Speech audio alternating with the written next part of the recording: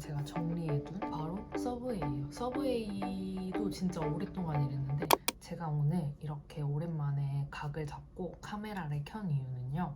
제가 오늘은 알바에 대해서 한번 영상을 찍어보려고 이렇게 카메라를 켰는데요. 제가 지금 투잡을 하고 있잖아요.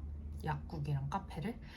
제가 나름 알바를 여러 개 다양하게 해봤다고 생각해가지고 이제 알바에 대해서 이야기하는 영상을 찍으려고 이렇게 카메라를 켰답니다. 그래서 이제 여기에 제가 정리해둔 알바 일대기들을 한번 탈탈 털어볼게요. 처음 했던 알바는 횟집 알바인데요. 이거는 고등학교 3학년 때 했던 알바예요. 근데 이게 어떻게 시작하게 됐냐면 일단 저는 학생 때 부모님한테 주기적으로 용돈을 받는 게 아니라 필요할 때마다 부모님한테 돈을 받아서 썼거든요. 근데 이제 남자친구도 생기고 좀 돈을 이렇게 벌고 싶어가지고 친구가 횟집에서 알바를 하는데 만약에 자리가 나면 나 한 번 데리고 가면 안 될까? 해가지고 따라갔던 알바예요. 근데 처음이라서 막 허둥지둥 하기도 했고 횟집 알바는 워낙 반찬들이 많이 나오잖아요. 그리고 회 사이즈 막 소중대별로 반찬도 너무 달라가지고 어려웠던 기억이 있는데 저는 대부분 서빙을 하거나 치우는 거를 해가지고 나름 괜찮게 했던 것 같아요, 알바를.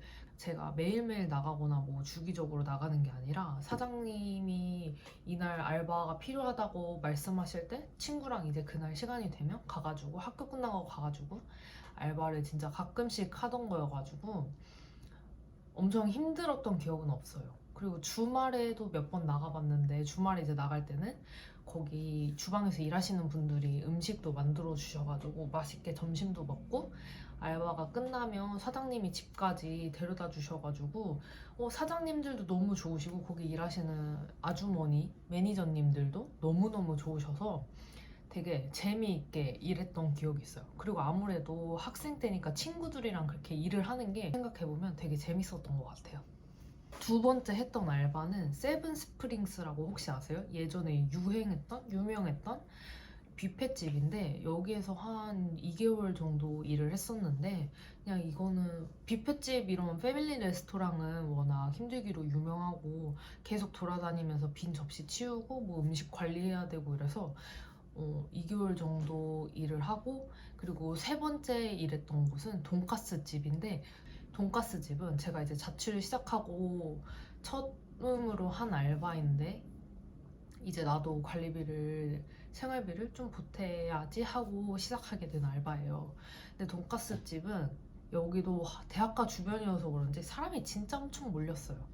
근데 같이 일하시는 분이 좀 별로였어가지고 맨날 막 그만두고 싶다는 생각을 많이 했는데 그래도 5개월 동안 했던 알바예요.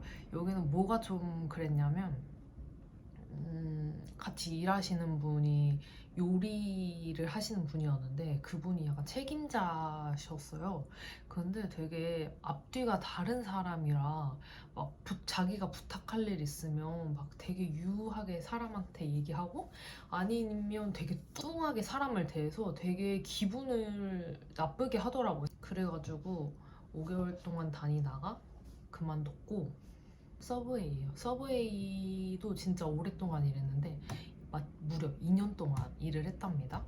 근데 여기도 아침, 점심, 그래서 제가 오픈타임을 일했는데 아침, 점심에 사람이 진짜 몰리잖아요. 아침 먹는 사람, 점심 먹는 사람. 근데 심지어 1대1 맞춤 서비스니까 진짜 신체적으로 엄청 힘들었거든요. 그래가지고 저희 매장이 얼마나 바빴냐면 이렇게 길게 그 야채 있는 쪽을 유니트라고 하거든요. 그럼 뭐 빵 자르는 사람, 그리고 치즈 넣고 오븐에 넣는 사람, 오븐에 빼서 야채 넣는 사람 뭐 2명, 소스 뿌리고 포장하는 사람 1명, 그리고 계산하는 사람 1명 이런 식으로 있을 정도로 너무너무 바쁜 매장이었고 물론 주방 안에도 막 야채 채워주는 사람이랑 그리고 뭐 설거지 하시는 분 뭐 이렇게 알바생이 엄청 많았는데 옆에 알바분이 잘 못하면 제가 막 일을 더 해야 되니까 힘들었던 경우도 많거든요. 예를 들면 이렇게 쫘라락 여러 명이 서 있다 했잖아. 근데 새로 들어오신 분이 막 손이 너무 느리면 막 포장을 할 때 소스랑 막 야채가 다 빠져도 나오는 거예요. 그럼 제가 그 포장도 하면서 계산도 하고. 서브웨이는 맞춤 샌드위치니까 되게 정신적으로도 좀 손님들을 대할 때 힘들었고, 그리고 신체적으로 굉장히 힘들었거든요. 너무너무 바쁘니까. 근데 서브웨이를 제가 2년 동안 일을 할 수 있었던 이유는 진짜 매니저님들이랑 점장님이 너무너무 좋으신 분들이었어요. 매니저님들이랑 막 점심시간이나 좀 짬나는 시간에 막 옆에 슈퍼 가가지고 라면 사와가지고 라면 먹고, 그리고 막 매니저님이 아이디어 내가지고 샌드위치 만들어 주셔가지고 샌드위치로 뭐 아침 먹거나 점심 먹고, 그리고 점장님도 너무 바쁜 날에는 카페에서 음료도 사다 주시고 이래가지고 진짜 몸은 너무 힘들었는데 너무너무 좋은 기억으로 남아있는 서브웨이 알바였어요. 2년 동안 했다는 것은 매니저님들과 점장님 덕이 아주 큰 알바였답니다. 그리고 5번째 해본 알바는 브랜디 아시죠? 브랜디 옷 어플 있잖아요. 그 옷 포장 알바였는데, 이거는 이제 코로나가 터지고 나서 서브웨이도 사람이 이제 줄어가지고 그만두고 알바를 찾는데 알바 자리가 너무 없는 거예요. 그러다가 우연히 찾은 건데 새벽 6시까지인가 출근을 하고 오전에 끝나는 거였거든요. 근데 어떻게 없는데 이거라도 해야지. 엄마 아빠한테 손 빌려가지고 나 관리비 내주면 안 돼? 이런 것도 너무 철없잖아요. 할 수 있을 만큼은 해야지. 그래서 아침에 5시에 일어나가지고 후다닥 준비하고 나가서 새벽 6시까지인가 도착해가지고, 이거는 별로 어려운 건 없었어요. 그냥 옷을 막 가져다 주시면 옷을 접어가지고 비닐에 넣고 이렇게 바코드랑 옷 이름이 적혀져 있는 거를 봉투에 붙여서 다 이렇게 쌓아놓으면 또 정리해 주시는 다른 알바분들이 있어서 이거 옷을 정리해 주시고, 그래서 그냥 무한 반복. 옷을 접고 봉투에 넣고 바코드 붙이고. 근데 이거는 단기 알바였어가지고 엄청 오래는 안 하고 한 달 정도 했었던 것 같아요. 그리고 그 다음 알바는 파리바게트 알바였는데요. 이거는 마감을 일을 했어요. 이것도 한 이틀 정도 나가는 알바로 했었던 건데, 파리바게트 알바도 나름 극악이라고 유명하잖아요. 막 빵 이름 다 외워서 포스기에 찍어야 되니까 되게 힘들다고 많이 들었었거든요. 근데 갔는데 생각보다 할만했었던 것 같아요. 빵 이름 외우는 거 어렵지만 파리바게트 종종 갔었고 먹는 빵들은 다 알고, 그래가지고 되게 어렵진 않았는데, 여기도 문제가 뭐냐, 바로 약간 사장님이 문제였어요. 뭐 어떤 일이 있었냐면요, 크게 막 문제되거나 막 트러블이 생기거나 뭐 이런 건 아니었는데, 제가 나름 그래도 알바 짬이 있다 보니 처음에 갔는데도 되게 잘 했단 말이에요, 제가 생각해도. 그리고 제가 어딜 가도 손이 빠르고 되게 잘 한다고 다들 칭찬을 해주셔요. 그래서 파리바게트 가서도 제 나름 너무 잘했는데, 그래서 막 같이 일하시던 다른 분들도 잘한다고 막 칭찬해 주시고 그래서 기분이 좋고 뿌듯했는데, 근데 알고 보니까 사장님이 그 다른 알바생 분들한테 저 칭찬하지 말라고 그랬다는 거예요. 왠지 모르겠는데 약간 신입인데 칭찬하면 기고만장해질까봐 칭찬하지 말라고 했던 건지 그런 말을 하셨다고 하셔서 에? 싶었고, 그리고 그 같이 일하시는 분이랑 잠깐 손님 없을 때 서서 이야기를 좀 나누었는데, 사장님이 그걸 CCTV로 보시고 와가지고 너네 할 거 다 하고 그렇게 떠드는 거냐? 하면서 되게 뭐라고 하셨거든요. 근데 그거 아시죠? CCTV 보는 거 불법이다. 그래서 그 당시에는 불법인 걸 몰랐거든요. 근데 그걸 알고 그리고 봤다는 것도 너무 꺼림칙했고, 그리고 불법이란 걸 아니까 기분이 더 나쁜 거예요. 그래가지고 여기도 한 5개월 정도 일을 하고 그만뒀답니다. 그리고 다음 알바는 떡볶이 배달 전문점이었는데, 여기는 아는 언니가 하는 곳이어서 즐겁게 일한 기억밖에 없어요. 언니가 막 떡볶이 만들어주고 저 먹으라고 막 음식 챙겨다 주고, 그래서 언니가 너무너무 배려를 해줘가지고 진짜 너무 힘들지 않게 이렇게 일을 했었고. 그리고 다음은 개인 카페. 저는 카페 알바를 너무너무 해보고 싶었거든요. 근데 카페 알바는 경력이 없으면 잘 뽑아주시지 않더라고요. 그래서 여기도 너무너무 간절했는데 딱 뽑아주셔가지고 사장님이 이제 커피에 애정이 있으신 분이어가지고 되게 정성스럽게 알려주시고, 그리고 사장님도 너무너무 좋으신 분이어가지고 이거저거 잘 챙겨주시고, 제 생일 때 에르메스 립스틱도 선물해 주셔가지고 진짜 좋은 기억만 있는 카페인데, 제가 이제 유럽 여행 가고 이사하면서 그만두게 돼가지고 한 10개월 정도 일을 했던 곳이에요.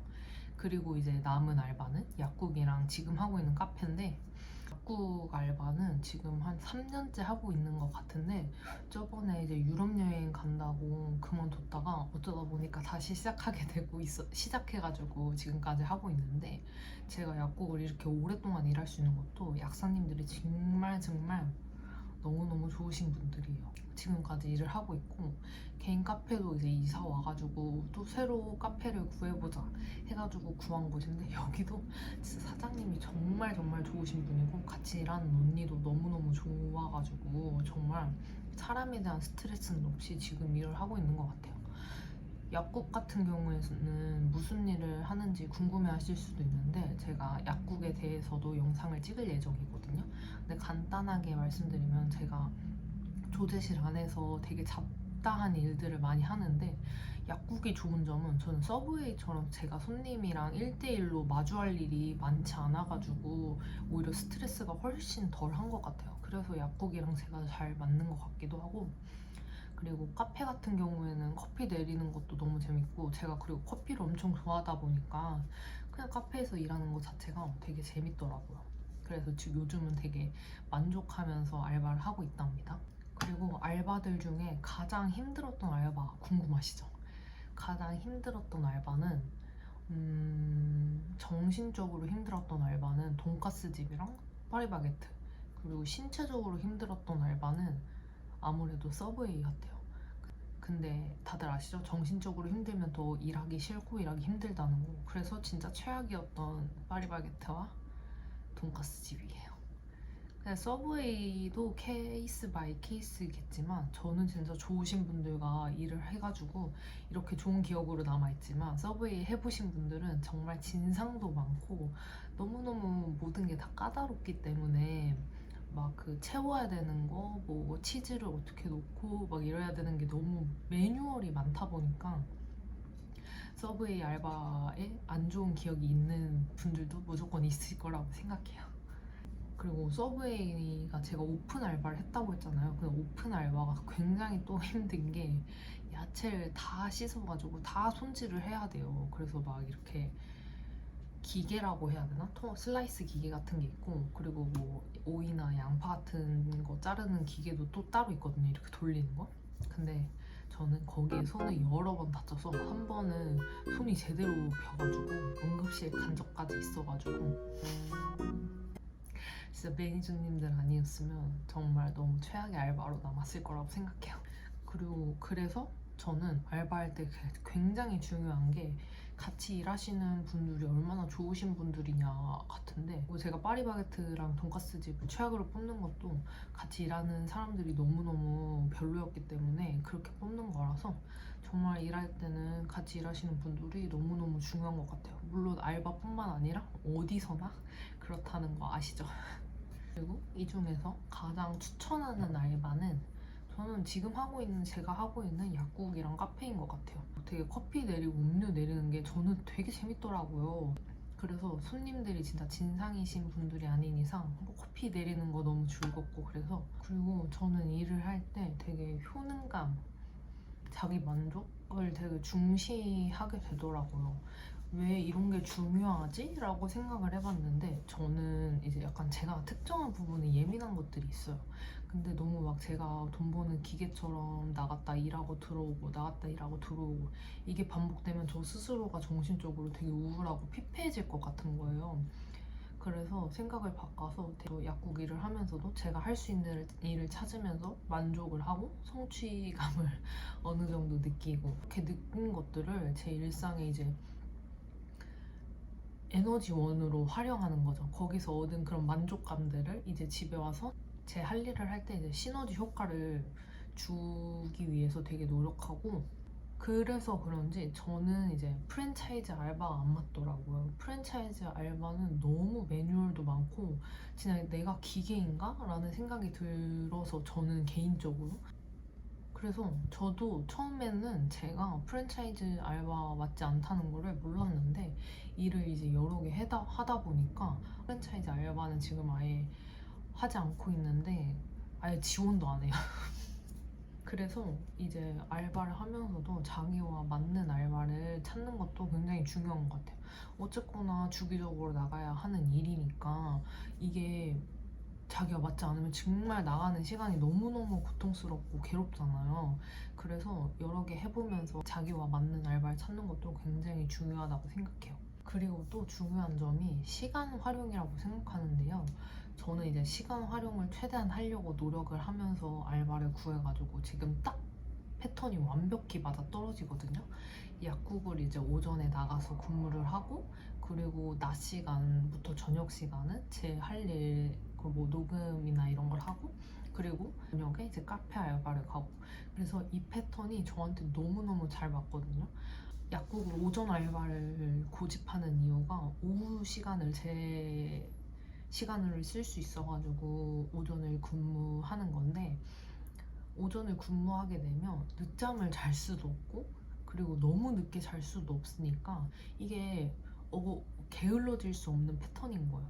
아침에 이제 너무 괴로워지지 않으려면 좀 일찍 자야 되고, 그리고 아침에 출근해야 되니까 늦잠 잘 수가 없고, 이 패턴이 저를 게을러지지 않게 일부러 오전에 근무를 잡아놓고, 그리고 오후 시간에는 제가 할 일들을 하고, 공부라든지 아니면 뭐 저처럼 음악을 하면 연습할 시간이라든지 이런 시간을 언제 할 건지 딱 정해놓고 이 시간을 비워둔 채로 그 나머지 시간에 일을 구하는 게 굉장히 저는 효율적으로 하루를 살 수 있는 법이라고 생각해요.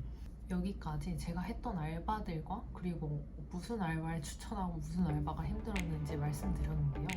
이제 여러분들이 알바 구하실 때 제 영상을 보고 조금이나 도움이 됐으면 좋겠고, 그리고 알바 구하실 때 꼭꼭꼭 근로계약서와 주유수당 잊지 마시고요. 저는 그러면 다음에 약국 알바 Q&A 영상